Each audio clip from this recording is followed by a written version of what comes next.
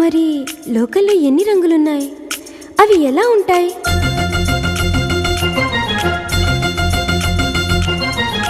బుగ్గ మీద వెచ్చని సిగ్గు వచ్చినప్పుడు దానిని అడుగు, ఎర్రదనం అంటే చెబుతుంది.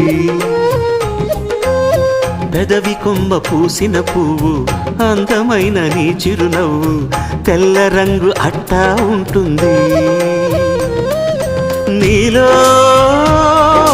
నిలువున పులకలు రేగిన వేళ నువ్వే పచ్చని పైరువు అవుతావమ్మా. దిగులు రంగే నలుపు అనుకో, ప్రేమ పొంగే పసుపు అనుకో.